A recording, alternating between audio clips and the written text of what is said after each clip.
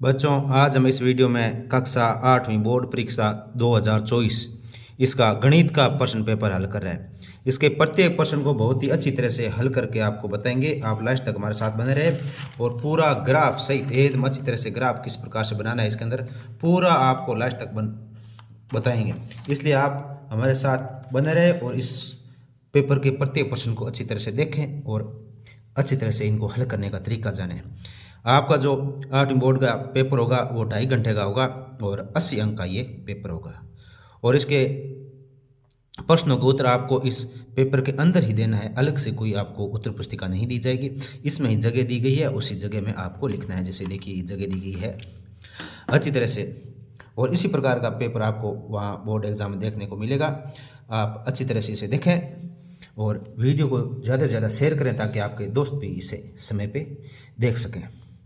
अब देखिए इसमें सबसे पहले जो प्रश्न आएगा वो आएगा वस्तुनिष्ठ प्रश्न।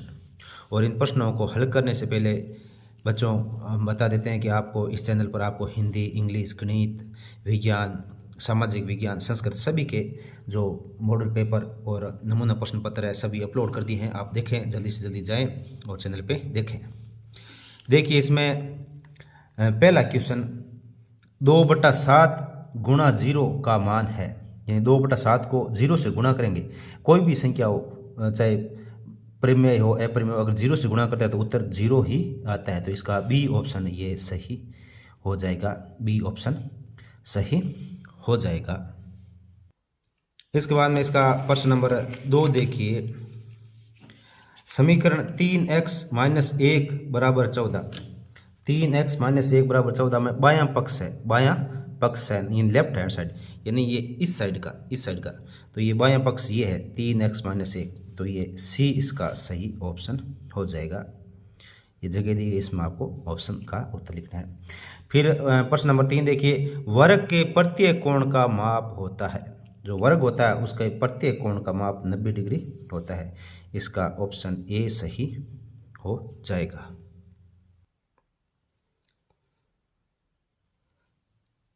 अब इसका प्रश्न नंबर 4 देखिए।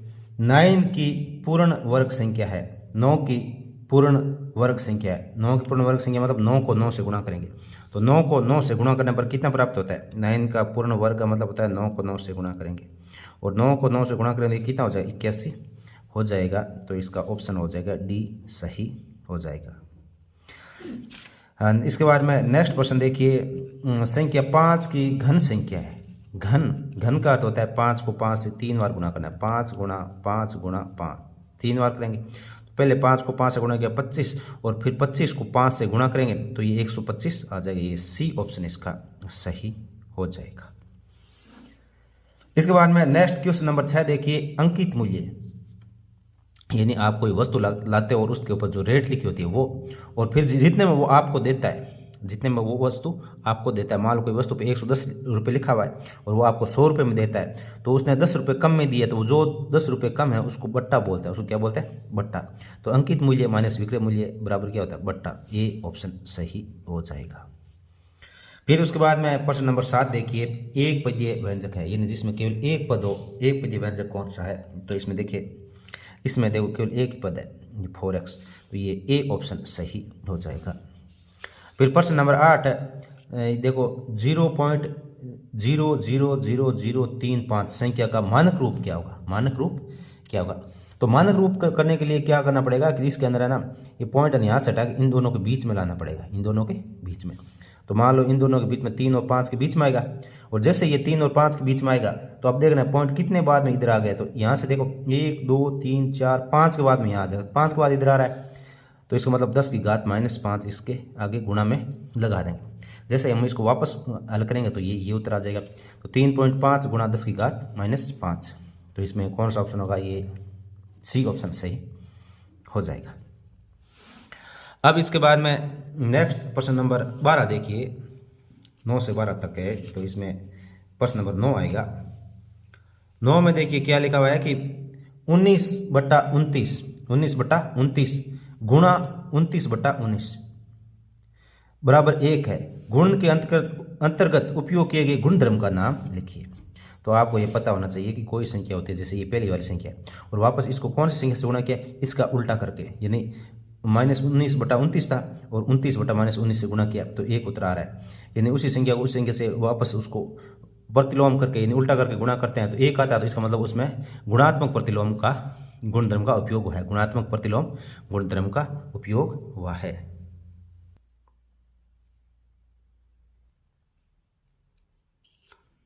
अब इसमें प्रश्न नंबर 10 देखिए, समीकरण 5x + 9 और 5 + 3x को हल करना है, इसको हल करना है।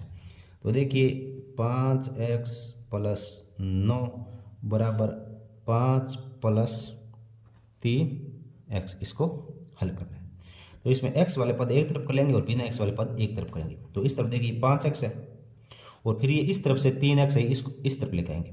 जैसे यहाँ पे प्लस का है तो इस तरफ आएगा तो ये माइनस का 3x हो जाएगा। इस तरफ ये 5 और ये इस तरफ प्लस के 9 है तो इस तरफ आएगा, यानी अंकों को एक तरफ करना है तो ये माइनस के 9 हो जाएंगे। तो 5x में से 3x घटाएंगे तो ये 2x बचेगा और फिर 5 में से 9 घटाएंगे तो ये माइनस के 4 बचेंगे। अब ये जो x के साथ में 2 है ये इसके भाग में चला जाएगा, x बराबर -4/2। तो इसमें 4 में 2 का भाग देंगे तो ये कितने बार जाएगा, 2 बार जाएगा और ये माइनस लगाओ तो इसके आगे माइनस लगा देंगे, यानी x का मान आ जाएगा -2 उत्तर आ जाएगा। इसके बाद में नेक्स्ट प्रश्न नंबर 11 आ जाएगा। देखिए कि निम्नलिखित संख्याओं में से प्रत्येक के घन के इकाई के अंक ज्ञात कीजिए, यानी ये घन है, इनके इकाई के अंक ज्ञात करना है।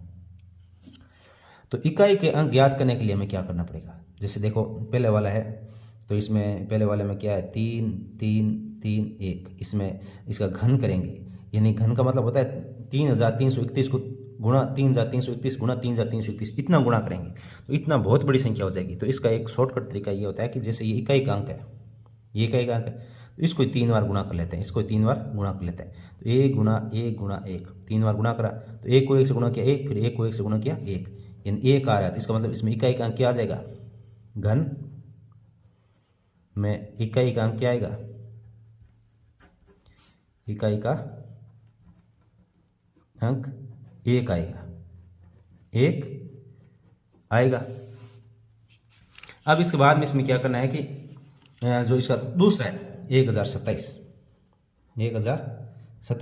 इसमें घन का निकालना है। तो जो इकाई का अंक 7 है, 7 को 3 बार गुणा कर लेंगे, 7 गुणा 7 गुणा 7। नहीं तो आपको याद है तो आप वैसे कर सकते हो, नहीं तो आपने किया 3 बार गुणा करके ऐसा अनुमान लगा सकते हो। अगर याद है आपको पता है 7 का घन करने पर क्या आता है, इकाई का अंक 3 आता है, लेकिन फिर भी हम इसको ऐसे तरीके से बता देते हैं ताकि आप अगर भूल जाओ तो भी। तो 7 को 7 से गुणा 49 और 49 को 7 से गुणा करोगे तो ये 343 आ जाएगा, 343 आ जाएगा। अब 343 में देखो इकाई का अंक क्या है, 3 है तो घन में इकाई का अंक क्या होगा, इकाई का अंक 3 आएगा,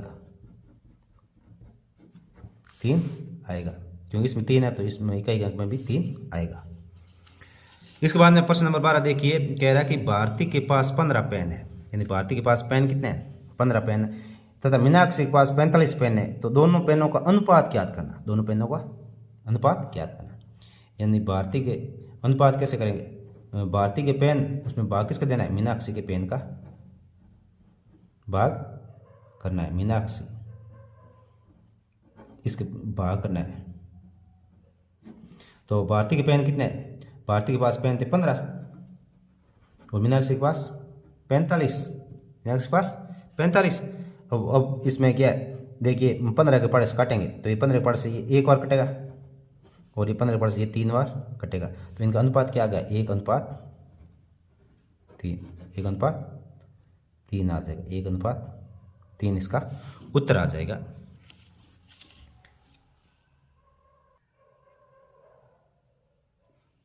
अब देखिए इसका प्रश्न नंबर नेक्स्ट, इसमें क्या करना है, निम्नलिखित कथनों को पढ़कर सत्य और असत्य पर टिक लगाना है, सत्य उस पर सत्य पे और असत्य उस पर असत्य पर टिक लगाना है। तो ये क्या कर रहा है कि a की घात m गुणा b की घात m बराबर, तो इसका मान क्या होगा, a गुणा b की घात m। तो ये सही है, अगर घातें एक जैसी हो तो जो आधार होते हैं उनका गुणा हो जाता है। तो a गुणा b की घात m, तो ये सही है, ये सत्य है, सत्य पे टिक लगाना है। नेक्स्ट 10 की घात 24 में आधार का मान 24, आधार 24 नहीं, घात 24 है, आधार तो कितना है 10 है, तो ये असत्य हो जाएगा। फिर नेक्स्ट में -5 की घात -4 और -5 की घात -2, इसका मान होगा -5 की घात -6। तो अगर आधार देखो ऊपर वाले में इसमें क्या था, इसमें घात सेम है तो आधार का गुणा हो जाता है, और इसमें क्या है आधार सेम है और घात अलग अलग है तो घातें जुड़ जाती है, आधार सेम होते घातें क्या हो जाती है, जुड़ जाती है। तो इसमें -4 में -2 जुड़ेंगे तो -6 हो जाएंगे और आधार -5 होगा, तो ये सत्य है। और फिर नेक्स्ट वाले में देखिए 2 की घात 5 भाग 2 की घात -6 का मान 11 होता है, तो ये क्या है, ये सत्य है, ये सत्य है। क्योंकि देखो 2 की घात 5 और भाग का मतलब होता है 2 की घात -6 ऐसे होता है, ये होता है। अब ऊपर 2 की घात 5 है और जैसे ये भाग वाली है ना, भाग बटे में होता है, जैसे ऊपर जाता है तो ये जो घात का साइन है वो चेंज हो जाता है, तो ये -6 तो ये क्या हो जाएगा, +6 हो जाएंगे, +6 हो गए। अब दोनों का आधार सेम है तो घातें जुड़ जाती है, आधार सेम एक वाले लिखेंगे, घातें 5 और 6 कितने होता है, 11 होता है, यानी 2 की घात 11, तो ये इसका मतलब ये सत्य है।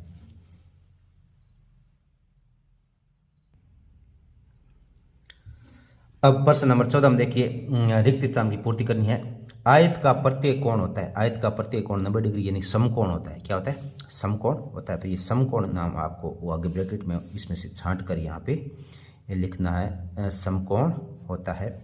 नेक्स्ट है उत्तल बहुभुज के विकर्णों का कोई भी भाग, उत्तल बहुभुज के विकर्णों का कोई भी भाग में नहीं होता है, तो उत्तल बहुभुज होता है यानी ऐसा बहुभुज होता है उत्तल बहुभुज है, तो इसमें कोई भी विकर्ण बहिर्भाग में नहीं होता है, तो ये बहिर्भाग नहीं होता है। जो अतल बहुभुज होता है ना उसके बहिर्भाग में होता है, लेकिन उत्तल के बहिर्भाग में कोई विकर्ण नहीं होता है। फिर नेक्स्ट है तीसरा देखिए पंचभुज के सभी कोणों का योगफल होता है, पंचभुज यानी जिसके 5 भुजा हो तो उसके सभी कोणों का योग 540 हो जाएगा, ये 540 हो जाएगा।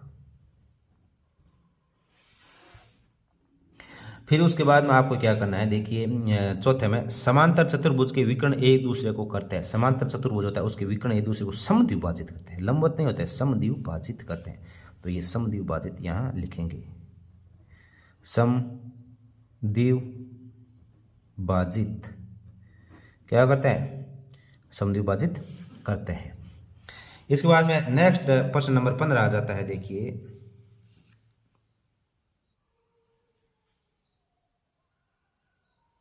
अब प्रश्न नंबर 15 खंड ए और खंड ब से मिलान कीजिए, तो मिलान करना है। तो इसमें देखिए -4p गुणा 7r, तो -4 को 7 से गुणा करेंगे तो ये -28 आएंगे, और फिर p और r साथ में लिखा होगा, तो ये -28 और pr, तो इसको इससे मिलाएंगे। फिर नेक्स्ट में देखिए 2p गुणा 8q, तो 2 और 8 को गुणा करें 16 और फिर pq 16pq, तो ये इससे मिला देंगे।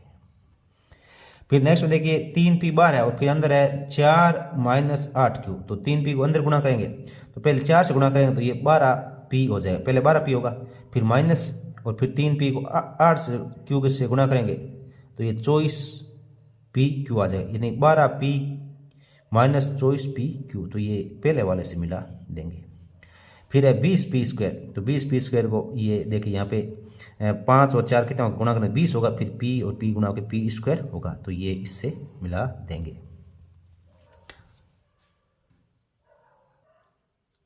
इसके बाद में प्रश्न नंबर 16 आता है अच्छी प्रकार से फेंटी हुई 52 पत्तों की ताश, फेंटी हुई नहीं आप ताश से लगाते हो, ताश के ऊपर नीचे करते हो पत्ते रख के एक साथ में उसको फेंटना बोलते हैं, जिस पीसना भी बोलते हैं, कहीं कहते हैं ताश पीसे, तो फेंटना। एक गड्डी में से एक पत्ता ताश यादृच्छिक रूप से निकाला जाता है, यानी 52 पत्ते हैं उसमें से और एक पत्ता आपको उसमें से निकालना है, और फिर आपको जो आगे दिए गए इन प्रश्नों के उत्तर देने हैं। तो ये कह रहा है कि एक काला बादशाह प्राप्त करने की प्रायिकता, काला बादशाह, तो काले बादशाह 2 होते हैं, एक हुक्म का और एक चिड़िया का, तो काले पत्ते बादशाह कितने हैं 2, और टोटल पत्ते कितने हैं 52, 2/52 हो जाएगा। फिर इसको 2 के पार्ट से काटेंगे तो ये ऊपर एक बार कटेगा और नीचे वाला 26, यानी 1/26 इसकी प्रायिकता हो जाएगी, काला बादशाह प्राप्त करने की प्रायिकता, 2 बादशाह होते हैं काले। फिर सेकंड में लाल रंग का पत्ता प्राप्त करने, तो लाल रंग के पत्ते कितने होते हैं 13 और 13 26, 13 ईंट के होते हैं और 13 लाल पान के होते हैं, तो 26 होते हैं। और टोटल कितने 52, टोटल पत्ते 52 होते हैं, टोटल वो नीचे लिखना है। अब 26 के पार्ट से काटेंगे तो ये एक बार कटेगा और ये 52 कटेगा 2 बार, तो 1/2 इसका उत्तर आ जाएगा। फिर इसके बाद में इक्का प्राप्त करने की प्रायिकता, तो इक्के कितने होते हैं, इक्के होते हैं टोटल 4। इक्का प्राप्त करने की, लाल ब्लैक कुछ नहीं बोला है, इसमें इक्के होते हैं 4 और टोटल पत्ते कितने होते हैं 52, 4 के पार्ट से कटेंगे एक बार और ये 13 बार, यानी 1/13 आ जाएगा। फिर लाल रंग की बेगम प्राप्त करने की, तो लाल रंग की बेगम कितनी है 2 है, एक चिड़िया की और एक नहीं, एक पान की और एक ईंट की, तो 2/52, 2 के पार्ट से कटेंगे तो ये ऊपर एक बार और 52 कितनी बार कटेगा 26, यानी 1/26 इसकी प्रायिकता हो जाएगी।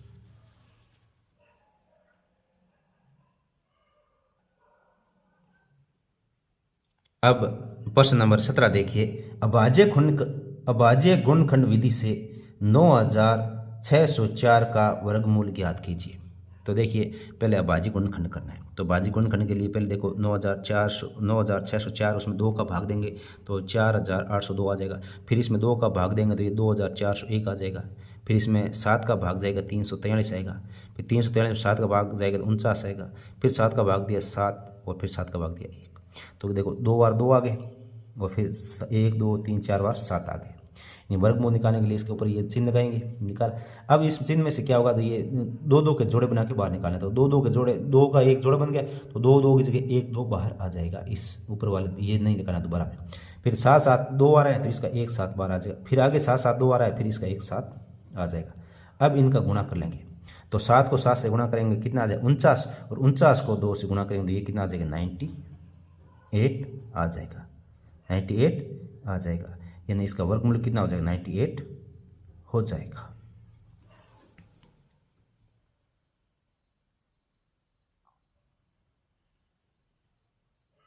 अब इसका प्रश्न नंबर 18, किसी समांतर चतुर्भुज के 2 आसन कोणों का अनुपात 3:2 है, समांतर चतुर्भुज के सभी कोणों की माप ज्ञात कीजिए।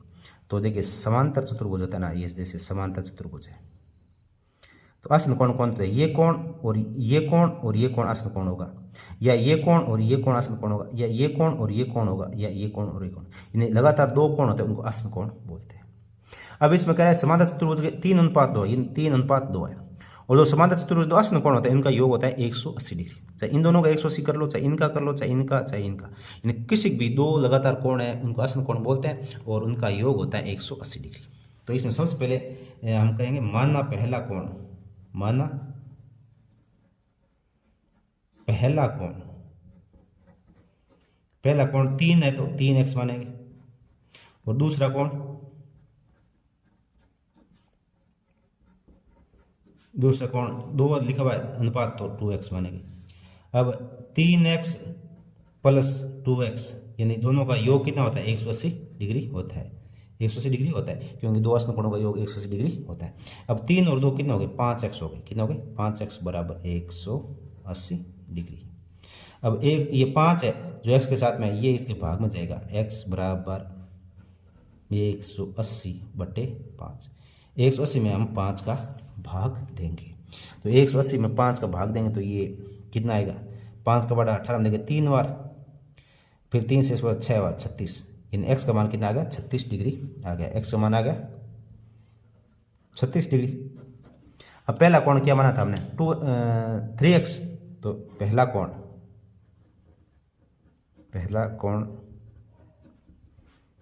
3x है, x का मान कितना है 36, तो 3 को 36 से गुणा करेंगे, 3 को 36 से गुणा करेंगे तो ये कितना आ जाएगा 108 डिग्री आ जाएगा, यानी एक कोण 108 डिग्री हो जाएगा। और फिर दूसरा कोण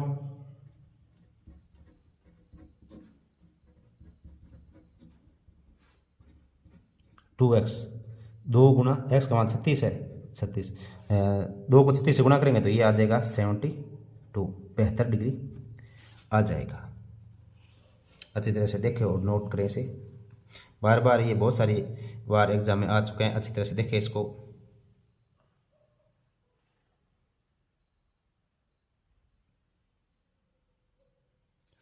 अब इसका प्रश्न नंबर 19 देखिए। 12,000 रुपये का 2 वर्ष के लिए 10% वार्षिक ब्याज की दर से साधारण ब्याज चक्रवृद्धि ब्याज का अंतर ज्ञात कीजिए, जबकि ब्याज वार्षिक संयोजित होता है। यानी 2 वर्ष का साधारण ब्याज निकालना है और चक्रवृद्धि ब्याज निकालना है और दोनों का अंतर ज्ञात करना है, बस इतनी सी बात है। तो इसमें देखिए मूलधन कितना है, मूलधन को इस पी बोलते हैं 2,000 रुपये, समय को एन से दर्शाते हैं तो 2 वर्ष, और दर कितनी होगी 10%। ये दर दे रखी है 10% दे रही है। अब जो साधारण ब्याज का सूत्र होता है, साधारण ब्याज का सूत्र वो होता है मूलधन दर गुणा समय बटा 100। तो मूलधन कितना हो गया, मूलधन तो हो गया 12,000 और समय 2 वर्ष और दर 10 हो गया बटा 100। इसको हल करेंगे, देखो 1 0 से ये 0 कट जाए, फिर 1 0 से ये कट गया, मतलब यहाँ 1200 बच गया। 2 से गुणा करेंगे तो ये कितना 2400 रुपये आ जाएंगे, यानी साधारण ब्याज आ गया 2400 रुपये। फिर इसका चक्रवर्ती ब्याज क्या करना है, चक्रवर्ती ब्याज का देखिए, चक्रवर्ती ब्याज का सूत्र होता है पी गुणा ब्रैकेट के अंदर 1 + r/100 यानी ये मिश्र धन का सूत्र होता है, और उसमें वापस वो जो मूलधन घटाएंगे तो क्या आ जाता है, चक्रवर्ती ब्याज आ जाता है। तो इसका ये सूत्र, पूरा सूत्र ये हो गया पी ब्रैकेट में 1 + r/100 - p।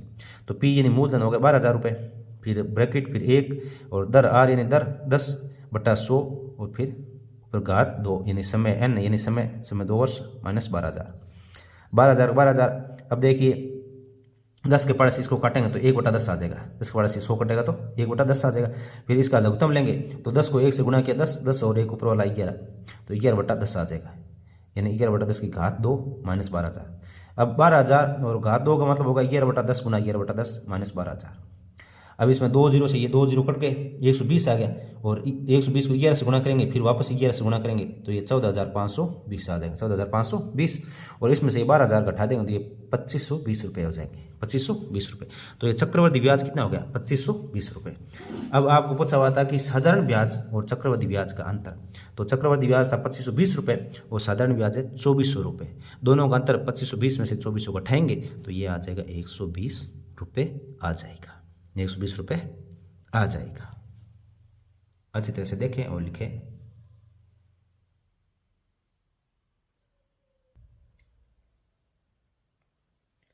अब इसका प्रश्न नंबर 20 देखिए। एक किसान की पशुशाला में 20 पशुओं के लिए 6 दिन का पर्याप्त भोजन था। 20 पशु थे और 6 दिन का भोजन था। यदि इस पशुशाला में 10 पशु और आ जाए तो भोजन कितने दिन पर्याप्त रहेगा। यानी 20 पशुओं के लिए 6 दिन था, और 10 पशु और आ जाए तो कितने दिन चलेगा। तो इसमें सबसे पहले 20 पशुओं के लिए भोजन, 20 पशुओं के लिए भोजन बराबर 6 दिन, 20 पशुओं का 6 दिन होगा, तो एक पशु के लिए कितना हो जाएगा, एक पशु के लिए भोजन तो क्या 6 × 20, 6 × 20 यानी 120 दिन चलेगा, 120 दिन चलेगा। भाई 20 पशु 6 दिन खा सकते हैं तो एक पशु तो 120 दिन चल जाएगा। अब क्या करा, 20 तो पहले थे, 10 और आ गए, तो अब क्या होगा, 10 30 हो गए टोटल। 30 पशुओं के लिए भोजन, 30 पशुओं के लिए भोजन चलेगा। तो 120 में 30 का भाग दे देंगे, तो 120 में 30 का भाग देंगे तो ये कितना आ गया, 0 से 0 कट के 12 में 3 का भाग दिया, 4 दिन। यानी 10 पशु और जाए तो कितने दिन चलेगा, केवल 4 दिन चलेगा, 4 दिन चलेगा। 20 पशुओं के लिए 6 दिन, तो एक पशु के लिए 20 × 6 यानी 120 दिन चलेगा। अब 30 पशु यानी 20 पहले थे, 10 और आ गए, तो 30 पशुओं के लिए कितना दिन चलेगा, तो 120 में 30 का भाग दे देंगे, यानी 4 दिन चलेगा।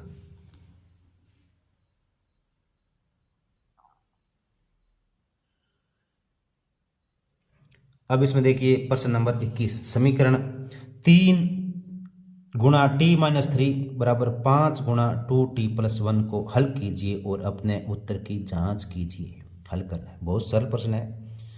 3 × t - 3 = 5 × 2t + 1। अब 3 को अंदर गुणा करेंगे, अंदर पहले t से गुणा करेंगे तो ये 3t हो जाएगा, फिर -3 से गुणा करेंगे तो ये -9 हो जाएगा। 5 को इस 2t से गुणा करेंगे, अंदर 5 को 2 से गुणा किया 10 और ये t, और 5 को 1 से गुणा करेंगे तो ये +5 हो जाएगा। अब टी वाले एक तरफ और बिना टी वाले एक तरफ कर लेते हैं। तो ये 3t इस तरफ पड़ा ही है, 3t इस तरफ है, इसको इस यहीं रख लेते हैं। और ये प्लस के 10t है तो इस तरफ आएगा तो माइनस के 10t हो जाएगा, बराबर ये 5 इस तरफ है और ये माइनस के 9 है तो इस तरफ आएगा प्लस के 9 हो जाएंगे। और 10t 3t में से 10t जाएगा तो ये माइनस के 7t बचेगा, 7t बचेगा। और 5 और 9 कितने हो गए 14। अब t इस तरफ रहेगा और 14 में ये जो -7 इसके भाग में जाएगा और 14 में इस 7 का भाग देंगे 2 बार जाएगा और ये माइनस तो ये माइनस आगे लग जाएगा, यानी t का मान आ जाएगा -2, t का मान आ जाएगा -2।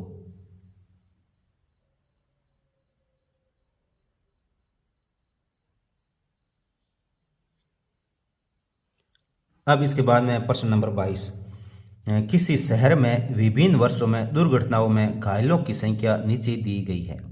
इन आंकड़ों को एक पाई चार्ट द्वारा प्रदर्शित कीजिए। आंकड़ों को पाई चार्ट से प्रदर्शित करना है। तो देखिए वर्ष और घायलों की संख्या 2018 में 20, 2019 में 12, 2020 में 18, 2021 में 22 और टोटल 72 है। इसको पाई चार्ट बनाना है और पाई चार्ट बनाने के लिए हमें पता है कि टोटल जो पाई चार्ट को बनेगा वो 360 डिग्री का होता है। तो इसमें आपको क्या करना पड़ेगा, प्रत्येक कितने डिग्री कौन बनेगा, यानी ये कितने डिग्री का कौन बनेगा, ये कितने का बनेगा, ये कितने का बनाया, ये कितने का बनाया, ये अपने को पता करना पड़ेगा। तो इसको पता करने के लिए बहुत सरल है। जैसे ये 20 है तो 20 में जितने कुल है उसका भाग देना है, 20 में 72 का भाग देना है और 360 से गुणा करना है। देखो 2018 में 20 में 72 का भाग दिया और 360 से गुणा किया तो ये 100 डिग्री आ गया, यानी ये 100 डिग्री का कोण बनाएगा। फिर 2019 में 12 थे और टोटल 72, 12/72 और फिर 360 से गुणा किया तो ये 60 डिग्री का कोण बनाएगा, बनाया। उसके बाद में क्या करना है कि 2020 में 18 है तो 18/72 और फिर 360 से गुणा किया तो ये 90 डिग्री आ गया। और फिर 2021 में 22 है तो 22/72 गुणा 360, इसको गुणा किया तो ये कितना आ गया 110 डिग्री आ जाएगा, यानी 100 डिग्री, 90 डिग्री, 60 डिग्री और 110 डिग्री आ जाएगा। तो सबसे पहले हम एक लाइन खींच के एक 90 डिग्री का कोण बना लेंगे। देखो इसको बनाने के लिए ये देखो पाई चार्ट बनाया, ये थोड़ा सा गोल आप बना सकते हो, हमने नॉर्मली बन गया ये थोड़ा आप गोल बनाया अच्छी तरह से। तो इसमें सबसे पहले 90 डिग्री का एक लाइन खींचेंगे ऐसे, एक लाइन पहले सबसे पहले क्या किया हमने, एक लाइन खींच दी ऐसे। पहले तो गोला बनाया, पहले क्या बनाया, गोला बनाया। गोला बनाने के बाद क्या किया, इसके अंदर बीच का बिंदु है जो जहाँ पर प्रकार टिका था वहाँ से एक ऐसी लाइन खींची और फिर इस पे पहले सबसे पहले क्या इसको इसके रख के एक 90 डिग्री का कोण इसके ऊपर रखा और ऊपर ऐसे करके एक 90 डिग्री का कोण बना दिया 90 डिग्री का। तो ये 90 डिग्री वाला मतलब ये कौन सा हो गया, ये 2020 वाला हो गया। फिर इसके 90 के साथ में क्या बनाया हमने, 60 डिग्री का, भाई इस तरफ बना लो भले 120 का बना लो। तो 90 वाली लाइन पे रख के ऐसे रखा इसकी इस लाइन के ऊपर और फिर यहाँ से है ना 120 डिग्री है, 110 डिग्री, तो 110 डिग्री का कोण बना दिया तो ये 110 डिग्री आ गया। इसको अलग अलग बिंदुओं से दर्शाया है। ये इसका 2021 का आ गया, 2021 का। फिर 100 डिग्री का तो इस लाइन पे रख के हमने 100 डिग्री का बना दिया, इसे रख के इसे, और इधर से ये 100 डिग्री का ये बनाया तो ये 100 डिग्री आ गया। फिर 60 डिग्री, फिर जो बीच में बच गया इन दोनों के बीच में वो कितना होगा, 60 डिग्री का ही बचेगा। तो इस प्रकार से आपको क्या करना है, ये पाई चार्ट बनाना है, अच्छी तरह से बना सकते हैं।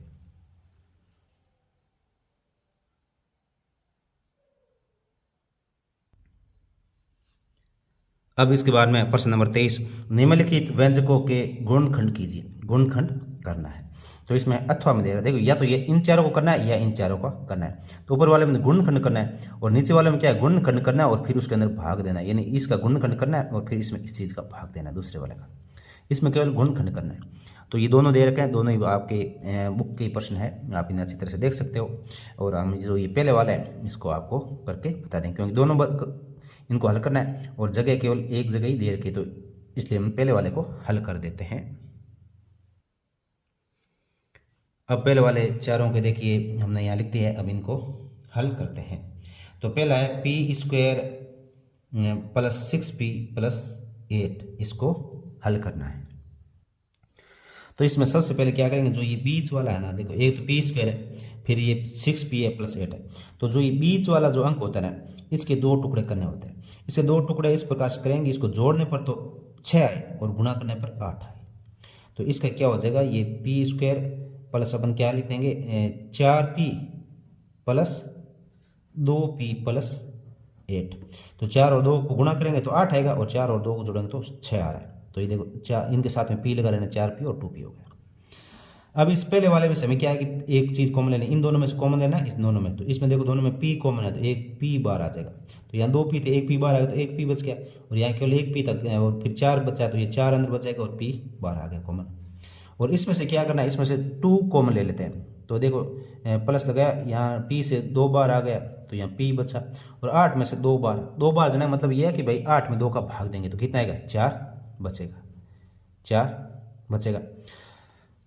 देखिए 2 पी का मतलब यहाँ से 2 बार आ गया तो यहाँ पी बच गया। अब 8 में से 2 बार निकालें, तो 8 में से 2 बार निकालें मतलब ये नहीं है कि 8 में से 2 घटाना है, इसका मतलब ये है कि भाग के रूप में बार निकालना है, यानी 2 बार निकल गया तो यहाँ क्या बच गया, 4। वापस गुणा करोगे, देखो 2 को अंदर गुणा करो 2 पी आ जाएगा, फिर 2 को 4 से गुणा करो 8 आ जाएगा, सेम आ जाएगा। अब देखो यहाँ 4 पी है और यहाँ 4 पी है, पी प्लस 4 पी प्लस 4, तो इसको बाहर ले लेंगे, पी प्लस 4 कॉमन ले लिया, तो जैसे इसको बाहर निकला तो यहाँ पे बच गया पी, और यहाँ पे क्या बच गया, प्लस 2 बच गए, 2 बच गए। अब ये क्या हो गए, ये इसके क्या हो गए, 2 गुणनखंड हो गए, ये इसके 2 गुणनखंड हो गए, यही गुणनखंड है, p प्लस 4 और p प्लस 2, ये इसके 2 गुणनखंड हो गए। अब जो नेक्स्ट देखिए 49x² माइनस 36, इसका करना है, तो इसका मैं यहाँ पे कर देता हूँ। देखिए 49x² माइनस 36, 49 को हम क्या लिख सकते हैं, 49 को 7 गुणा 7 लिख सकते हैं, 7 गुणा 7, और x² को x गुणा x लिख सकते हैं, और 36 को 6 गुणा 6 लिख सकते हैं। तो ये कितना हो गया, ये हो गया 7, यानी 7x का स्क्वायर, 7x का स्क्वायर हो गया, यानी 7 को 2 बार तो स्क्वायर लग गया, और x के भी स्क्वायर 7x स्क्वायर, और ये 6 का x स्क्वायर होगा। अब ये a² माइनस b² का रूप हो गया, तो ये पहले वाले इसको एक बार तो लिखेंगे 7x प्लस 6, और फिर इसकी ब्रैकेट में दूसरी वाली लिखेंगे 7x माइनस 6, ये 2 बार लिखेंगे, और यही इसका क्या हो गया, गुणनखंड हो गया। फिर ये आपने पहले क्लास में समझा होगा, अब ये एग्जाम के टाइम पेपर हल करें तो ज़्यादा हम समझा नहीं सकते, नॉर्मली आप ये ऐसे करना है, एक बार में ही आपको समझना पड़ेगा। और फिर देखिए इसमें देखना है कि देखो इसमें am² और bm², तो इसमें क्या है कि m कॉमन ले लेंगे, इसमें m² है, इसमें m², तो m² कॉमन आ जाएगा दोनों में। जैसे m² यहाँ से बाहर निकला तो यहाँ बच गया a, और यहाँ से निकला तो प्लस b बच गया, क्या बच गया, b। और इस तरफ देखिए इनमें से है ना n² तो n² कॉमन लेंगे, प्लस n² कॉमन लिया तो यहाँ बच गया a, और फिर ये बच गया b, इसको a प्लस b आगे कैसे लिखो चलेगा। फिर अब इसे देखो a प्लस b है, तो ये दोनों कॉमन ले लेंगे, a प्लस b बार आ गया, तो यहाँ क्या बच गया, m², और यहाँ क्या बच गया, n², तो a प्लस b या m² प्लस n², ये इसका क्या हो गया, गुणनखंड हो गया। अब जो नेक्स्ट है देखो 15xy minus 6 plus 5y minus 2, इसके क्या करना है, गुणनखंड करना है। इसमें देखिए इसमें से कॉमन लेंगे, तो पहले देखिए पहले तो एक तो कॉमन आ जाएगा, इसमें से देखो 15 को 3 गुणा 5 लिख सकते हैं, 3 गुणा 5, और 6 को 2 गुणा 3, मतलब 3 है, 3 दोनों में तो 3 कॉमन आ जाएगा, 3 कॉमन आ जाएगा। फिर x दोनों में तो x कॉमन आ जाएगा, तो 3x बाहर निकाला तो 15 में 3 का भाग दिया, यानी 5 यहाँ बच गए, और फिर x बाहर आ गया तो यहाँ पे y बच गया, और यहाँ से है ना 3 बार निकला मतलब 6 में 3 का भाग दिया, 2 बच गया, यहाँ 2 बच गया, और x बाहर आ गया तो 5y माइनस 2 बच गया। अब इस तरफ देखिए यहाँ पे आगे 5y माइनस 2, इसमें कुछ कॉमन नहीं आ रहा, मतलब a कॉमन ले सकते हैं, a कॉमन ले सकते हैं, तो ये 5y माइनस 2, क्योंकि ये सेम टू सेम बनाना है तो इसमें से a कॉमन ले लिया हमने। अब देखो 5y माइनस 2 5y माइनस 2 दोनों में कॉमन है, तो इसको बाहर ले लेंगे, 5y माइनस 2 ये बाहर आ गया, यहाँ क्या बचा 3x, और यहाँ प्लस का 1, और ये इसका क्या हो गया, गुणनखंड हो गया, ये इसका गुणनखंड हो गया। अच्छी तरह से इनको समझते जाएं, अगर फिर भी कुछ समझ में नहीं आ रहा है तो कमेंट बॉक्स में ज़रूर बताएं, हम आपकी समस्या का समाधान करेंगे और आपको फिर से अच्छी तरह से समझाने की कोशिश करेंगे।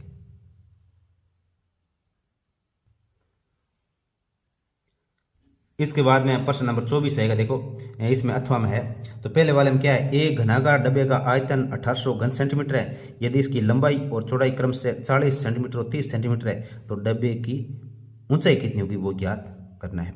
और फिर इसके अंदर दूसरा है, यानी ये 4 नंबर का, ये 4 नंबर का, दोनों यानी 8 नंबर का ये प्रश्न है।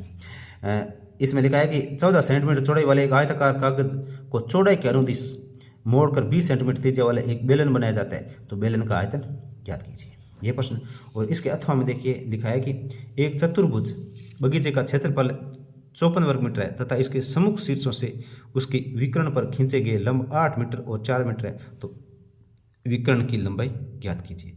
अथवा वाला में पहला है और इसमें दूसरा देखिए, और ये अथवा वाला 22वें का दूसरे का जो अथवा है उसमें एक घनाकार कमरे का आयतन 64 घन मीटर है, तो इसके कमरे का संपूर्ण पट्टीय क्षेत्रफल ज्ञात कीजिए। ये दो था। तो इसके अंदर जगह के अनुसार इसमें क्या करेंगे हम, जो ये पहला प्रश्न है 24वें का, ये 24वें का जो पहला प्रश्न है उसको हल करेंगे। यानी ये घनाकार डब्बे का आयतन 1800 घन सेंटीमीटर है, इसकी लंबाई और चौड़ाई क्रम से 30 और 40 सेंटीमीटर है, तो डब्बे की ऊंचाई ज्ञात कीजिए। तो देखिए इसमें लिखा है कि आयतन, घन का आयतन, घनाभाकार डब्बे का आयतन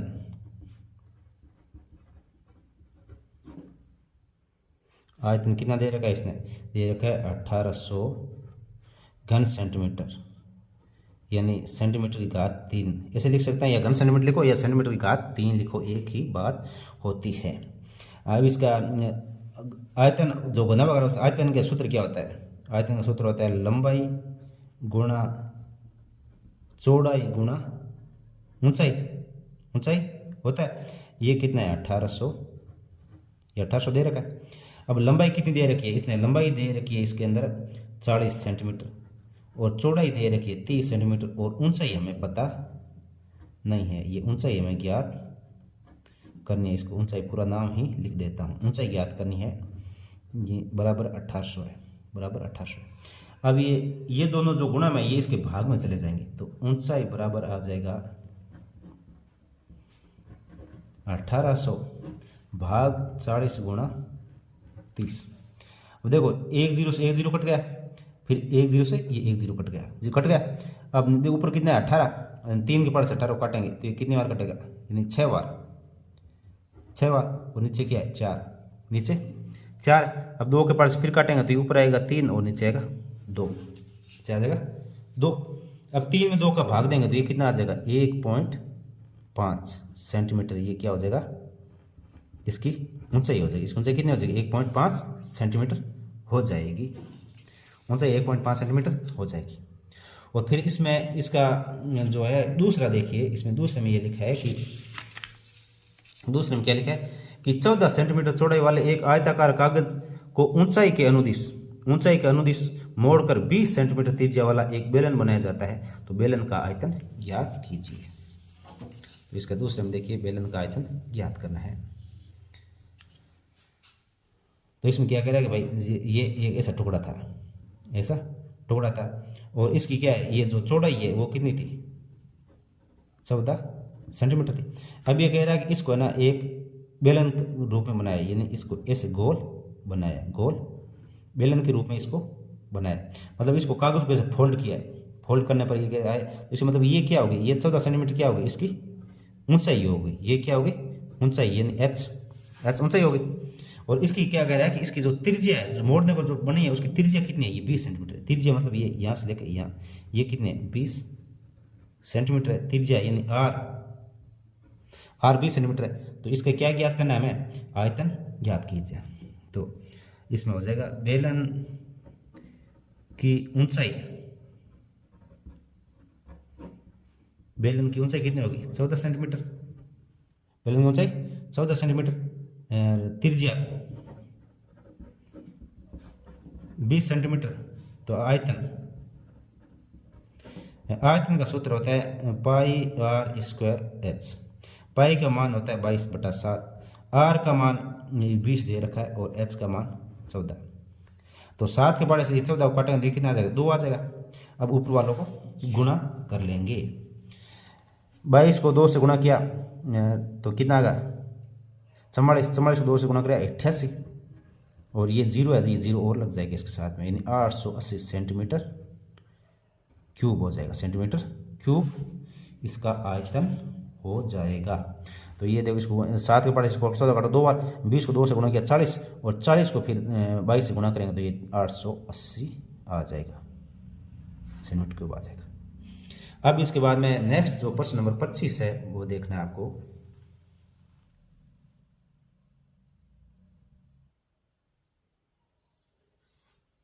प्रश्न नंबर 25 में क्या है, उपयुक्त पैमाना का प्रयोग करते हुए वर्ग की भुजा और क्षेत्रफल के निम्नलिखित आंकड़ों के मध्य एक आलेख बनाइए। यानी इस 25 में क्या, 25 में अथवा में 2 दे रखा है। पहले तो क्या है, इसका ये क्या है, इसका ग्राफ बनाना है और फिर ग्राफ के आधार पर प्रश्नों के उत्तर देने हैं।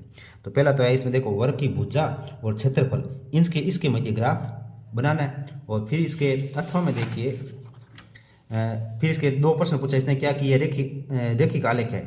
रेखिक आलेख है। रेखिक आलेख का मतलब है कि ये ना लाइन एकदम ऐसे सीधी लाइन आएगी तब रेखिक आलेख है। अगर मान लो लाइन ऐसे थोड़ी सी ऐसे घुमावदार है, मान लो ऐसे आ गई, थोड़ी बहुत घूम रही है, सीधी नहीं बन रही है, तो वो क्या रेखिक आलेख नहीं होगा। फिर इसमें दूसरा पूछा कि वर्ग की भुजा 7 सेंटीमीटर, तो वर्ग का क्षेत्रफल ज्ञात कीजिए। ये 2 प्रश्न है इसके अंदर। फिर इसके अथवा में देखिए, इसमें अथवा में दे रखा है कि उपयुक्त पैमाना का प्रयोग करते हुए वर्ग की भुजा और परिमाप के निम्नलिखित आंकड़ों के मध्य आलेख बनाइए। यानी पहले वाले में क्या था, भुजा और क्षेत्रफल था, और इसमें भुजा और परिमाप है, इसके मध्य आपको ग्राफ बनाना है। और फिर इसके 2 प्रश्न है, क्या यह रेखिक आलेख है, और फिर यदि वर्ग की भुजा 4 सेंटीमीटर है तो वर्ग का परिमाप क्या होगा। तो ये हम दोनों ही प्रश्न आपको हल करके बहुत ही अच्छी तरह से ग्राफ में हल करके बता रहे हैं, आप अच्छी तरह से इसे देखें। तो देखिए पहले वाला है, इसमें देखो वर्ग की भुजा और सेंटीमीटर क्षेत्रफल के बीच में। तो इसमें देखिए हमने ग्राफ तैयार कर रखा है, आपका समय ज़्यादा वेस्ट नहीं होगा, थोड़ा सा समय लगेगा, अच्छी तरह से देखिए इसमें। तो इसमें देखिए आपको क्या करना है, स्केल को रख के यहाँ पे स्केल को अच्छी तरह से ग्राफ के अंदर, जो ये बड़ी वाली लाइन है, जो बड़ी वाली लाइन दिखाई देती है, जैसे ये बड़ी बड़ी लाइन है, तो इसके ऊपर ग्राफ को ऐसे रखना है। और फिर इसके अंदर क्या है, फिर इसके अंदर 6 तक संख्या दे रखी है कि इसमें जो भुजा है वो 6 तक दे रखी है। तो इस तरफ हम भुजा, ये देखो भुजा सेंटीमीटर में x यहाँ पे x लगाएंगे, और ऊपर की तरफ ये एक ऐसी लाइन खींच के उसको क्या नाम देंगे, इसको नाम देंगे y, इसको नाम दिया y। और फिर इसमें क्या करना है, ऊपर की तरफ है ना, ये क्षेत्रफल है 4, 8, एक डब्बे में, यहाँ 4, फिर 8, यहाँ 12, यहाँ 16, यहाँ 20, यहाँ 24, यहाँ 28, यहाँ 32, यहाँ 36 ऐसे लिखना है। फिर इस ग्राफ का जो पैमाना है वो लिख लेना है। x है तो x पे, जैसे ये x है, ये x है, तो इस पे ये क्या है, ये 1 सेंटीमीटर, फिर 2 सेंटीमीटर, 3 सेंटीमीटर, यानी एक डब्बा 1 सेंटीमीटर को दर्शा रहा है, तो एक डब्बा 1 सेंटीमीटर।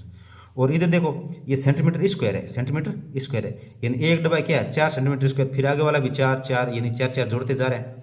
तो इसमें y पे एक बड़ा डब्बा बराबर 4 सेंटीमीटर स्क्वायर। अब ग्राफ कैसे बनेगा, ग्राफ में आपको देखना है कि जैसे ये दे रखा है 2 और 4, यानी x वाला 2 और y वाला 4 कहाँ मिलेगा, तो x वाला 2 ये और y वाला 4, ये दोनों कहाँ मिलते हैं, y से इधर चलेंगे और इससे 2 चलेंगे, ये यहाँ पे मिल रहा है।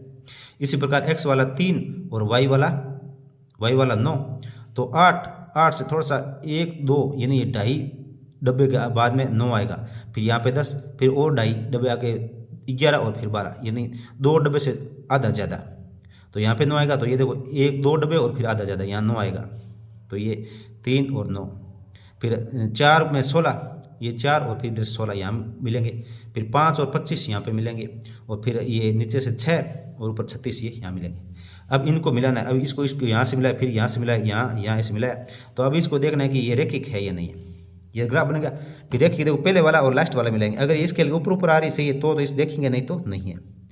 तो ये देखिए ये एकदम लाइन में नहीं आ रही, ये ऐसे थोड़ा घुमावदार है, तो ये रेखिक नहीं है। तो इसमें ये प्रश्न पूछ सका था कि इसमें इसका आधार पर इनका उत्तर देना है। तो पहला, क्या ये रेखिक है आलेख, क्या ये रेखिक आलेख है, तो ये लिखना है नहीं, ये रेखिक आलेख नहीं है। और फिर है, यदि वर्ग की भुजा 7 सेंटीमीटर है तो वर्ग का क्षेत्रफल ज्ञात कीजिए। वर्ग की भुजा 7 सेंटीमीटर, क्षेत्रफल क्या हो जाएगा, वर्ग का क्षेत्रफल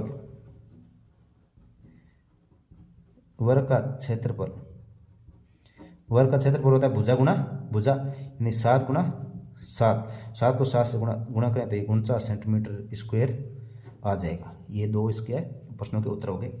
इसके बाद में इसका दूसरा देखिए, इसमें क्या करना है कि वर्ग की भुजा और परिमाप के बीच में आपको ग्राफ बनाना है। तो ये इसी के अंदर हमने ये बना रखा है। देखिए इसी प्रकार से इस तरफ है ना भुजा लेनी है, 1 सेंटीमीटर, 2 सेंटीमीटर, 3 सेंटीमीटर, ये भुजा आ गई, भुजा सेंटीमीटर में इस तरह x पे 1 2 3 4 5 6, और फिर इस तरफ परिमाप लेना है, ये 4 8 12 16 24, इसके लिख देना है x पे तो एक बड़ा 1 सेंटीमीटर और y पर एक बड़ा डब्बा 4 सेंटीमीटर। यहाँ देखो परिमाप है, यहाँ सेंटीमीटर में, परिमाप सेंटीमीटर में आता है, और इसमें क्या था, क्षेत्रफल था, ये सेंटीमीटर स्क्वायर में था, तो ये स्क्वायर का आया। तो अभी आ गया। अब इसको ग्राफ बनाना है, तो इसमें देखना है कि ये जो देख इसमें दे रखा 2 और 8, 3 और 12, 3.5 और 14 इसको मिलाना है। देखो 2 और इधर से 8 ये यहाँ पे मिलेंगे, फिर 3 और 12 ये यहाँ पे मिलेंगे, फिर 4 और 3.5, 3.5 कहाँ आएंगे 3.5, तो इसमें 3.5 कहाँ पे आएगा, देखो इसमें भाई 3.5, तो 3.5 यहाँ देखो ये 3 है और 0.5 यहाँ आ गया, 0.5 यहाँ आएगा, फिर 4 आ गया, तो 0.5 3.5 यहाँ आएगा इस सीध में। और इधर से 14 देखना है, तो 12 के बीच में 12 के बाद क्या होगा, बीच में 13, फिर ये बड़ी वाली लाइन पे 14 आ गया, फिर इधर वाले 14, तो 3.14 यहाँ मिल जाएगा। फिर 5 और 20, ये 5 इधर से और ये 20 इधर से मिल गया, फिर 6 और 24 ये इधर से मिल गया, ये पॉइंट आ गए। और फिर इसके अंदर देखना है कि ये स्केल से मिला है हमने, तो ये सारे क्या आ रहे हैं, एक ही लाइन पे आ रहे हैं, ये सारे क्या आ रहे हैं, एक ही लाइन पे आ रहे हैं। इसका मतलब ग्राफ कैसा है, रैखिक है। इसका मतलब ये ग्राफ कैसा है, रैखिक ग्राफ है। तो इसके आधार पर प्रश्नों के उत्तर देने हैं। यहाँ क्या यह रैखिक आलेख है, तो हाँ ये रैखिक आलेख है। फिर इसमें क्या है, वर्ग की भुजा 4 सेंटीमीटर है, तो परिमाप, तो वर्ग का परिमाप 4 गुना भुजा होती है। वर्ग का परिमाप क्या होता है, 4 गुना भुजा, 4 और फिर भुजा भी 4 है, तो 4 को 4 से गुणाएंगे 16 सेंटीमीटर आ जाएगा। परिमाप तो सेंटीमीटर में आएगा, तो 16 सेंटीमीटर हो जाएगा। इसी के साथ बच्चों आपका ये गणित का जो नमूना प्रश्न पत्र था कक्षा 8 या एकदम लेटेस्ट 2024 का, ये कंप्लीट हो चुका है। नेक्स्ट वीडियो में हम इसके हिंदी, पर्यावरण, इंग्लिश, सामाजिक विज्ञान, गणित, इसमें संस्कृत, सभी के नमूना प्रश्न पत्र अपलोड करेंगे। और कुछ हमने अपलोड कर दी हैं, आप हमारे चैनल पर जाए और उन सभी को देखें। धन्यवाद आप सभी का।